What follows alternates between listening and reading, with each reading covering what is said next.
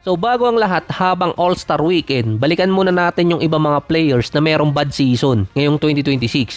Either nagkaroon ng injury, hindi na-meet yung expectation, or kaya nag-deep down yung performance.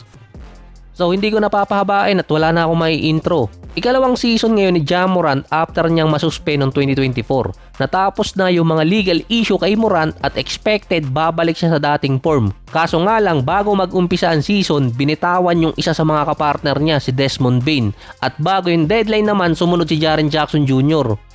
Bukod sa injury na nagpahirap kay Morant, na iba din yung system na ginagamit ngayon ng Memphis. Nakalaro lang siya this season so far ng 20 games na merong 19 points, 3 rebounds, 8 assists, 41 and 23%.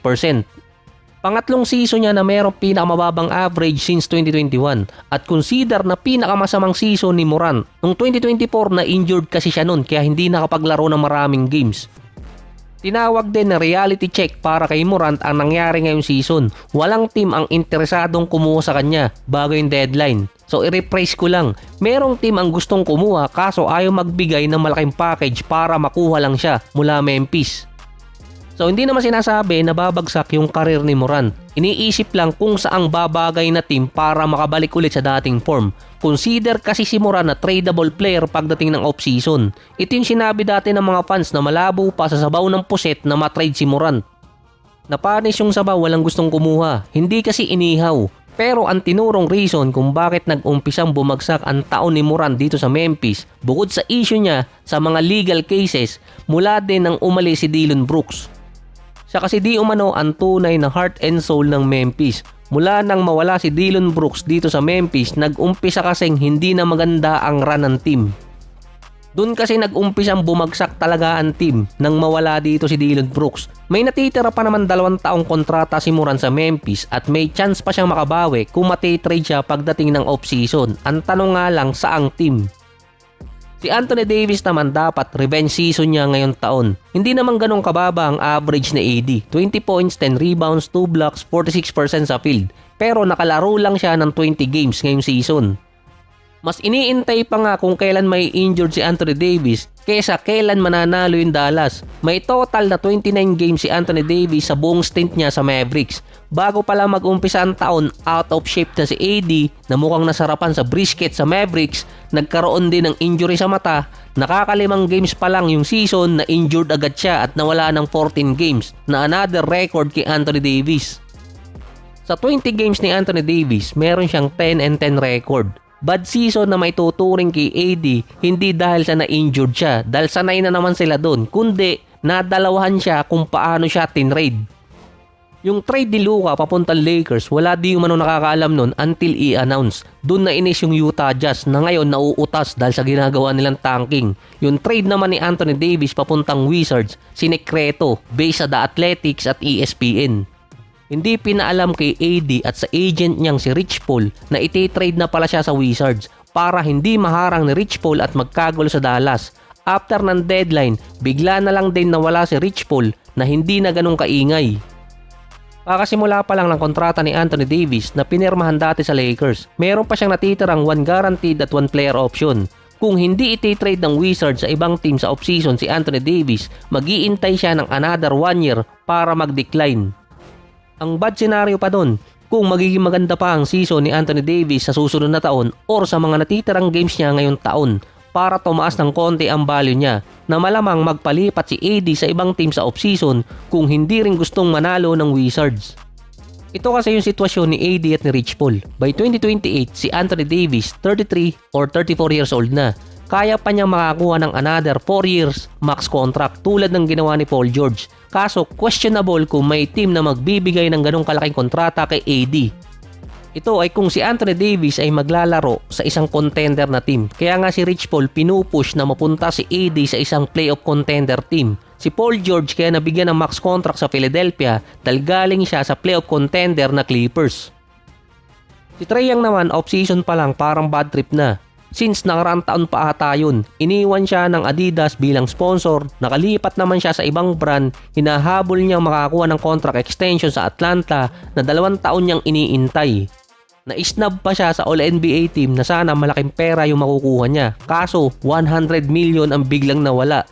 lumakas pa ang team niya nung nagkaroon siya ng MCL injury at nawala sa lineup. Sa 10 games ni Trae Young ngayong season, meron siyang average na 19 points, 1 rebounds, 9 assists, 41 and 30%. Siya yung kabaliktaran ni Anthony Davis na ayaw maglaro sa Wizards dahil si Trae Young gusto niya talaga sa Wizards at ito yung ni-request niyang trade destination. Dahil may chance si Trae Young na makapirma ng panibagong max contract. May player option siya sa off-season, $48 million, na pwede niyang i-decline or kaya i-accept. Depende sa magiging offer.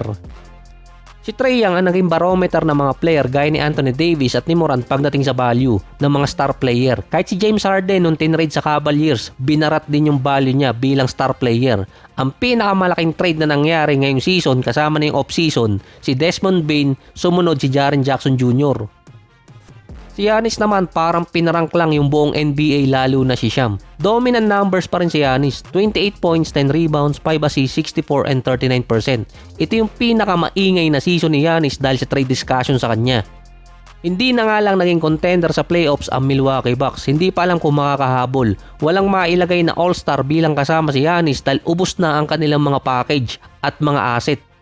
Bukod pa daw nag-improve ang ibang mga teams katulad ng Detroit, Raptors, Sixers nakabalik na, Knicks at Celtics steady pa rin, tapos yung Hornets tumataas or nade-develop na dahil sa isang rookie. Elite numbers pa rin si Giannis kaso yung team niya naging mediocre level. Ang dapat naman magiging superstar level ngayong season si Evan Mobley. Noong nakaraang season, nanalo siya ng All-NBA team, All-Defensive team, naging All-Star, naging Defensive Player of the Year at syempre nakakuha siya ng malaking kontrata.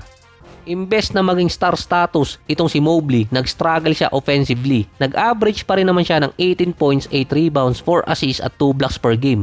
51 and 30%. Bumaba ng konti ang kanyang offensive rating, yung defense niya andun pa rin naman pang all defensive level.